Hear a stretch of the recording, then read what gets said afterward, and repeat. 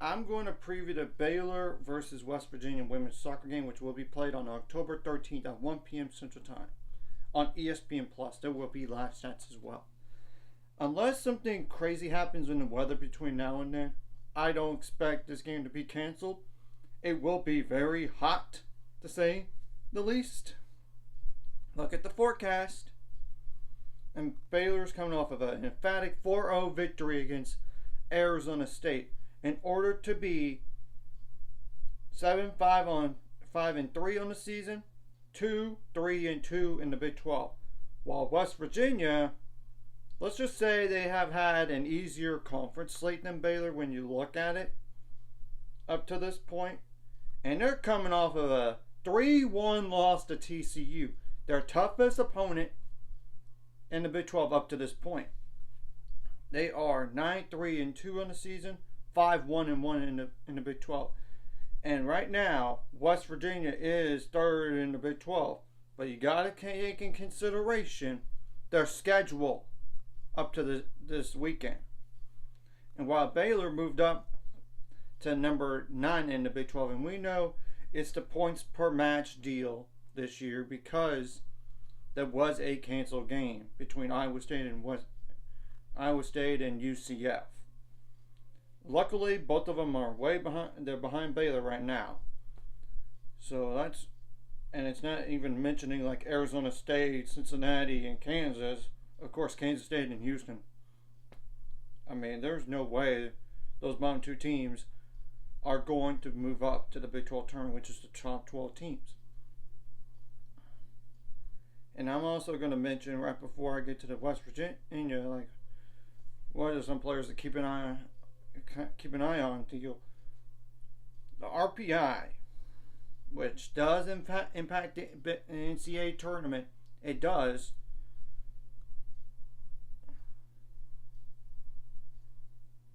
Right now, Baylor would be number 40. It's the same as last time. West Virginia is like 31 right now. So this is a quality game, to say the least. And I get West Virginia's record's good and all. But look who have they played. Not as tough as competition as Baylor. I'll tell you that. And I will put the outlook on West Virginia women's soccer in the description below, as well as the roster, because I'm not going to go over all those players. There's no way I'm going to. So what are some players to keep an eye on West Virginia? And one thing to make note of, they have used the same formation all season long. 4 defenders, 2 midfielders, and 4 forwards. And granted, I do not know the injury status on West Virginia or Baylor side of things either, to be quite frank. So their starting goalie for 13 of the 14 games this year, Mackenzie Smith, number 28, 5'8" goalie as a sophomore, 15 goals allowed and 33 saves. Now AJ Rodriguez, number 4, 5'2" forward/midfielder as a senior, 4 goals on 15 shots attempted. Taylor White, number 5, 5'6" forward that is a junior, 5 goals on 29 shots attempted and 1 assist. Olivia Schartzer, number 12, 5'7" forward as a sophomore. And I apologize if I'm looking down because I cannot memorize all this stuff. 10 shots attempted and 2 assists. That's the only reason why I'm mentioning that. And Anika Leslie, number 13, 5'8" defender as a senior, 1 goal and 2 shots attempted and 3 assists. Now Lily McCarthy, number 15, 5'10" midfielder as a senior, 4 goals on 20 shots attempted and 4 assists. Delary Heredia Beltran, number 18, 5'5" forward is a senior, 2 goals on 36 shots attempted and 3 assists. Okay. The next player is like a Johnny Ruspass, number 21, 6 foot forward as a junior, 6 goals and 20 shots attempted and 4 assists. So as you can tell, they have multiple players with 4 goals or more, but you got to keep in mind the strength of schedule. And I get the RPI is good and all, but look at the teams who they played. That's another thing you could be keep in mind, because it might be skewed, to say the least. And literally, the last player I'm going to mention really is Chloe Adler. Number 22, 5'5", 4 as a senior, 5 shots attempted and 2 assists. Obviously, what you did right last game, bring it to this game. I mean, that's simple. And what you did wrong last game, you got to correct for this game. And I expect West Virginia to play ticked off. They're coming off of a conference loss that was not even close. Come on. I mean, that's the thing.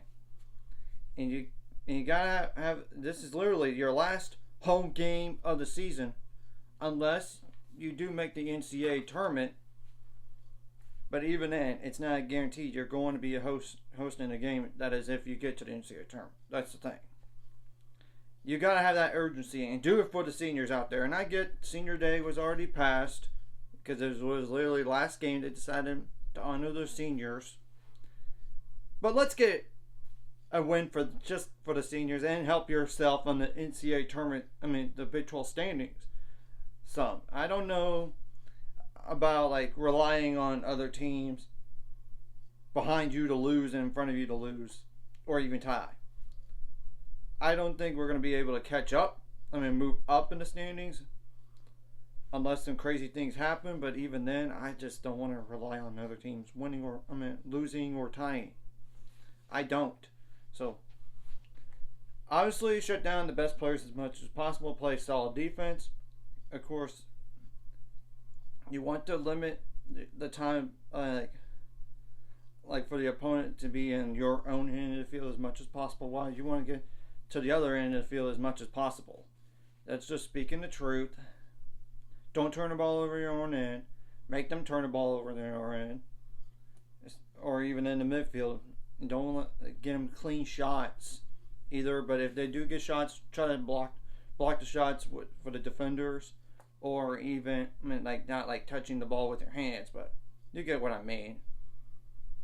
Stop it. And, of course, get some saves. But try to limit the corner kicks and the free kicks in dangerous areas as much as possible, especially the scoring range ones. Of course, you want to get those too, but you can't always rely on officiating in the game. You just got to play through it and be a more mentally tougher team. And this is literally a long travel from West Virginia, and they have to go down to Waco now after going to Fort Worth. And they're not in their own beds. Just telling the truth. Obviously, you do not want to have a foul in the box or handball in the box on defense, because that would mean penalty kick, and you know that's a guessing game. You don't want to have that. Oh, no, you don't. Or like a yellow card or a red card, or 2 yellows and 1 player in a red. And of course, we know so many yellow cards means a suspension for the next game, and you got to be aware of that, and you got to keep your composure. And make adjustments on the fly, not just from first half, second half, but during the first half, during the second half. I mean, and that's the truth about it is, and you got to pass the ball well, because it does lead up to shots, and get some shots, and get some quality shots, and let's get some goals behind the net again, just like this past game against Arizona State. I mean, that's the thing about it is, and yes, I know the RPI is not the problem right now. Now, like, try to find a way to get at least a point or even 3 points here would be huge.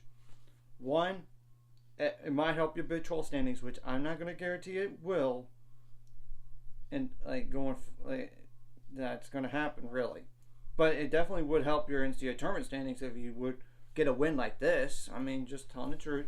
You got to execute your set pieces.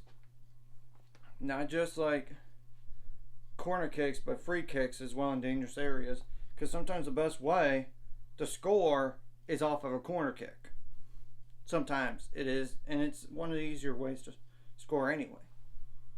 Obviously, you could draw a handball in the box on the other team or foul in the box on the other team. You got to convert your penalty kick. That's plain and simple right there. You got to like win the second ball, like whether it's in the air or on the ground,